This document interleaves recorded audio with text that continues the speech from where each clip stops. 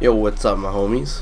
It's Tactic 14, playing with Seattle against the Chicago Bears. And for this video, I would kind of like to talk about the playoffs and the wild card round, and a bit about what the Eagles, I think, need to do in the offseason, since they are my team.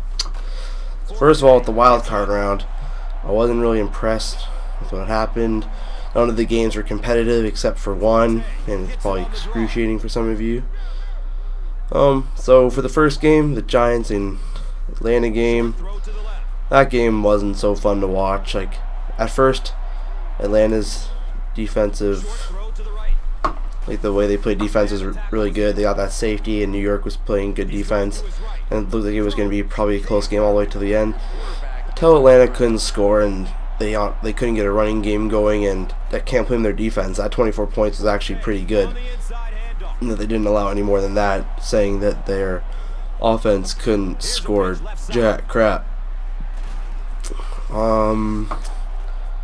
First AFC game, that one wasn't too interesting. It was, once again, that was another close game in the beginning, and then just a couple turnovers from Cincinnati, and then not being able to make turnovers led to a pretty big win by the Texans, who ran the ball surprisingly well, and TJ Yates played a really good game, throwing for one touchdown, 70-something yards or something like that.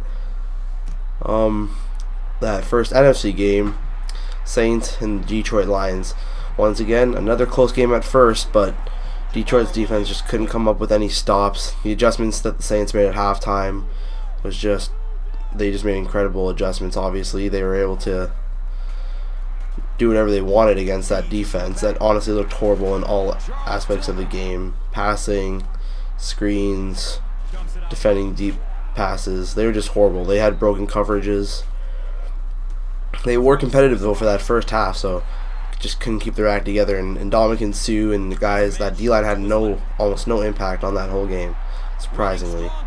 Right here I get a nice touchdown with Golden Tate, just making some nice moves. Then, of course, for the one game that was actually a game all the way through, and that was the Denver-Pittsburgh game.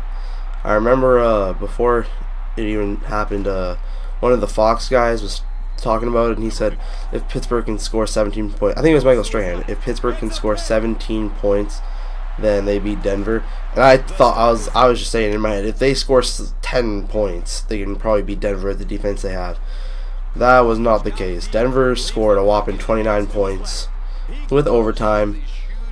But anyways, just the way that they kept, like, at no point, except for maybe when they were tied, it seemed like they were kind of losing a bit of confidence. But right in first play of overtime, that 80-yard strike to Marius Thomas, it's just beautiful. Honestly, all season I've been kind of a Tebow hater. Not really a hater, just never really believed him that much, just because they had like some good games where he played decently, and then he played bad, but then he comes in and plays well against Pittsburgh. That was just amazing on his part. Gotta give him, kudos there. Pittsburgh's not an easy team to beat, and I don't give Pittsburgh the benefit of the doubt also for not having their main boy, Marshawn Lynch. I give them not Marshawn Lynch. What am I saying? For not having players on defense. They lost Casey Hampton. They lost Brett Kiesel, Ryan Clark. I just don't give them that excuse, because look at the Packers last year when they had a lot of guys missing, and still do kind of. They don't have Nick Collins, and yet they're playing pretty well. My predictions, I think, for the next playoff games will be Saints and 49ers. I think it'll be a close one. The Saints will somehow get a game-winning drive, just because that defense is so tight on. It's just really tough. San Fran has a very tough defense, and their offense isn't too strong, so I think the Saints defense will have a bit easier time there stopping them. So that one should be a close one, but I think Saints come out with the win there. Denver and the Patriots, I think it will be a bit closer than people think. Not so much a blowout, but I still think it'll probably be around a 35 to 27 kind of game, I think, like that. Something like that. New York and Green Bay. Green Bay is one of those teams I would not worry about having that week off from hitting and stuff, so I give them a win at, I would guess, 38-28, maybe even 38-21. I just see their defense. I can't remember their defensive coordinator's name, but I can just see him coming in with some freaking crazy blitzes and getting to Eli quickly. That O-line looked like they struggled a bit against Atlanta, and that offense always with Aaron Rodgers and hopefully a healthy Gray Jennings would be very scary to beat, and they can't combat with that. So I think that's a win for Green Bay there. Pretty solid win. And then there's Houston and Baltimore. If you get Baltimore's balanced offense where they run a bit more than they pass, and Joe Flacco's having a good day, I think they come out with a pretty easy win. But since that is not the case this year, I think, and they've tended to struggle quite a bit against anyone really. They've lost to the Jaguars. I will expect a somewhat decent offense, but still a very stout defense. And since Texans have a very stout defense and a somewhat suspect offense, even though, well, they're going against one of the best defenses in the league. And since it's two decent offenses versus two of the best defenses, I think it's going to be probably a game where it's a 17-14 game. Whoever makes one mistake, a couple interceptions, wins the game. And since TJ Yates is a younger rookie QB, I think he'll make probably more mistakes. Or Arian Foster might fumble since he's had the fumbling problem. So I think Baltimore will probably take it away with a 17-14 win. It's going to be a close one in my opinion. And those are my predictions for that game. Okay, now for what I feel the Eagles should do in the postseason. Coaching position, I don't think that they should get rid of Reed. In fact, I think he's staying.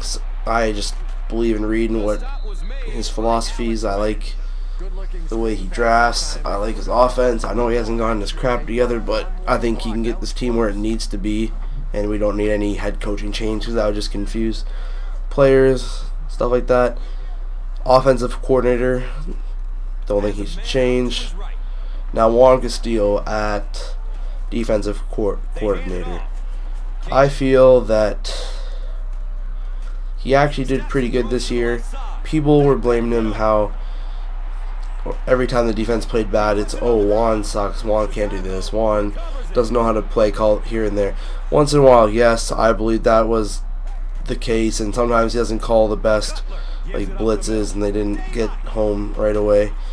But honestly, there are so many times where Eagles would be in the backfield and miss a tackle. Eagles would be there to swat down or pick off a pass, and they just wouldn't do it. And you can't say that Juan was the one responsible for that. He called the play. They were in position to make a play. They just didn't do it. Honestly, I thought he was very good. I wouldn't mind seeing him stay on the defensive side of the ball, but maybe if a guy like Steve Spagnuolo came in and maybe Juan went to like linebacker coach but still learned under defensive coordinator for the future. So I feel if he learns from like someone who's very good, he'll help that improve his style. He could be a very good coach later in the future for the defensive side of the ball. So overall, I don't think they should really make any changes. They're keeping Howard Mudd, which is very nice. The offensive line will get even better than it did this year for next year. I hope Jim Washburn stays, so that D-line will just be ferocious, not atrocious. Yeah, keep the fat man. I love the fat man. Bit big myself. Not biased at all. Not biased. Don't want John Gruden or whatever his freaking name is. Don't want him. Okay, so adding or taking away players. I think the Eagles are actually, they have a team. They just shot themselves in the foot a freaking crap load this year. So for new players, all they really need to get, I think they could maybe get a backup quarterback for sure. I don't know about Kafka, or maybe just draft a quarterback that suits the Eagles more for the future. Just because, like, a quarterback I think fits the Eagles is, first of all, he's got to be black, because that's just that's what the Eagles get every time, a black quarterback, a stud. I want to be a big quarterback, maybe a bit of speed. Just used to that from McNabb and Vic and Randall Cunningham. Definitely a quarterback with a big arm, and that's where Kafka doesn't fit. He has that kind of small arm. He has to torque it pretty good to get it anywhere. On the defensive side is where the Eagles need to fix their problems. They got a bunch of little girls playing linebacker. Literally, they're tiny. I don't think any of them are over 250. I wouldn't mind Jamar Chaney staying. He was pretty solid there. Keem Jordan was, but he's not the long-term answer. Brian Roll, if he can play really well before next season and camp and crap like that, wouldn't mind seeing him stay.